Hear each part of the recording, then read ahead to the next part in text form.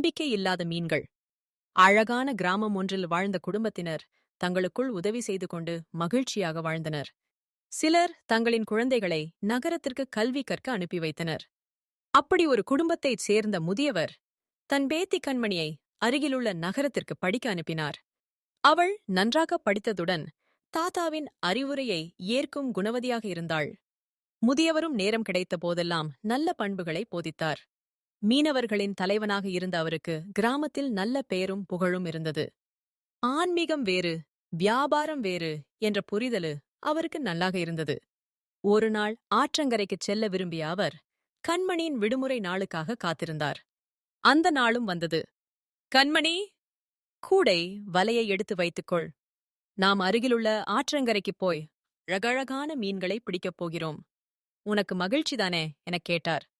கண்மணியும் குழந்தைக்கே உரிய மகிழ்ச்சியுடன் துள்ளிக் குதித்து, ஹை தாத்தா, மீன் பிடிக்கப் போறோமா? இதோ ஒரே நிமிடத்தில் தோழிகளிடம் சொல்லிவிட்டு வருகிறேன் என குதித்தபடி வாசலுக்கு ஓடினாள். ஏதோ சாதிக்கப் போகிறோம் என நினைத்து ஆவலை வெளிப்படுத்தினாள். சிறியவள்தானே, புது அனுபவத்தில் திளைக்காமல் இருக்கத்தானே செய்யும். கூடையை தலையிலும் இடுப்பிலும் சுமந்தபடி நடந்தே ஆற்றங்கரையை அடைந்தனர். அகலமான ஆற்றை பார்த்ததும் கண்களை விரித்து தண்ணீரையும் பசுமையான சூழலையும் கண்டு பிரமித்தாள். ஆற்றில் துள்ளிக் குதிக்கும் மீன்களைக் கண்டு மெய் சிலிர்த்தாள்.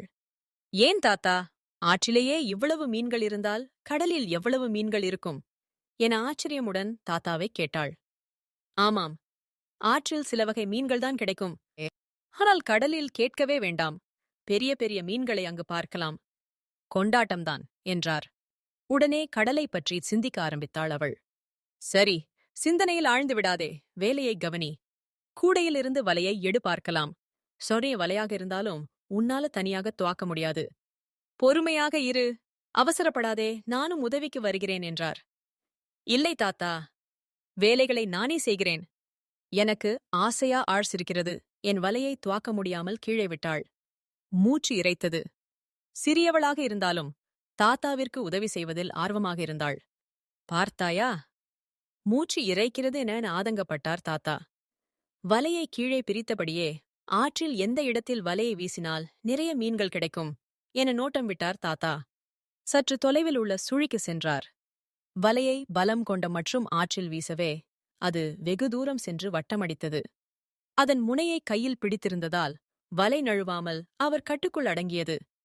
வலையை மெதுவாகச் சுண்டி இழுத்தபோது அதில் 4 மீன்களே சிக்கியது தெரிந்தது. இங்கே வா அம்மா, வலையில் சிக்கிய இந்த மீன்களை நாம் கொண்டு வந்திருக்கும் கூடையில் பாதுகாப்பாகவே என்றார் தாத்தா. சிறுமியும் ஏதோ சிந்தனையில் ஆழ்ந்தபடி ஒவ்வொரு மீனாக கூடையில இட்டாள். மகிழ்ச்சியாக இருந்த முகம் ஏனோ மாறியது. ஆனால் தாத்தா அவளை கவனித்ததாக தெரியவில்லை. மறுபடியும் முடிந்தவரை வலையை வேகமாக வீசினார். எடுத்துப் பார்த்தால் என்ன அதிசயம்! எதிர்பாராத விதமாக நிறைய மீன்கள் சிக்கியிருந்தன. அவருக்கு மகிழ்ச்சியாக இருந்தது. இவ்வாறே பலமுறை வலையை வீசி நிறைய மீன்களை பிடித்தார்.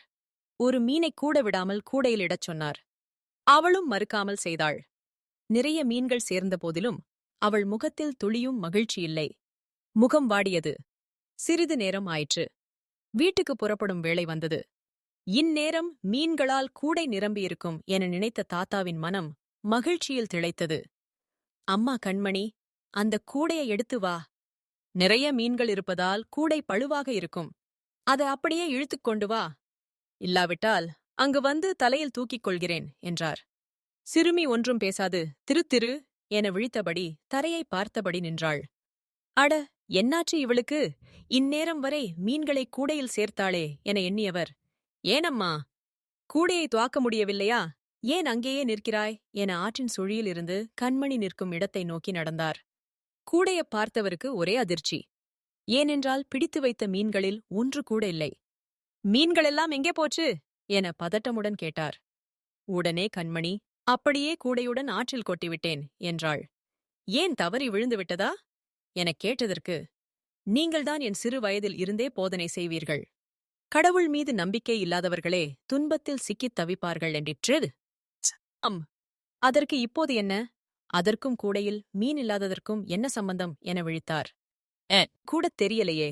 அந்த மீன்கள் எல்லாம் வலையில் சிக்கித் துடிப்பதை பார்த்தேன். இந்த மீன்கள் யாவும் வலையில் அகப்பட்டுக் கொண்டு துன்பப்படுகின்றன என்றால் என்ன அர்த்தம்? அவற்றுக்கு கடவுள் மீது நம்பிக்கை இல்லை என்றுதானே அர்த்தம்? கடவுள் மீது நம்பிக்கை இல்லாதவர்களே துன்பத்தில் சிக்கித் தவிப்பார்கள் என அடிக்கடி சொல்வீர்களே. அது மட்டுமல்ல, கடவுள் நம்பிக்கையில்லாத மீன்களை சாப்பிட்டால் நமக்கும் அந்த குணம் ஏற்படுமே. இது தேவையா என யோசித்தேன். அதனால் மீன்கள் எல்லாம் அப்படியே ஆற்றிலேயே விட்டுவிட்டேன். உங்கள் வார்த்தையை மீறவில்லை தாத்தா என புன்னகைத்தாள். பேத்தியின் கண்ணில் குறும்பு தெரிவதை தாத்தா கவனிக்கவில்லை போலும். மீன்களுக்கு விடுதலை அளித்ததை நினைத்து சிறுமி மகிழ்ந்தாள். சிறுவயதில் இந்தச் சிறுமிக்கு இருக்கும் விவேகமான புத்தியை பாராட்டியே ஆக வேண்டும். சிறுமியை பாராட்டுவது சரியா, மீன்கள் மீது இரக்கப்படுவது சரியா என்ற நோக்கில் விக்கித்து அப்படியே நின்றார் தாத்தா. அடித்த பந்து தன்மீதே பாய்கிறதே என திகைத்தார். இருந்தாலும் மனதிற்குள் பேத்தியின் நற்குணத்தை எண்ணி பெருமிதம் கொண்டார். அன்பின் காரணமாக பேத்தியின் மீது தாத்தாவுக்கு துளியும் கோபமில்லை. பக்தி தொடரும்.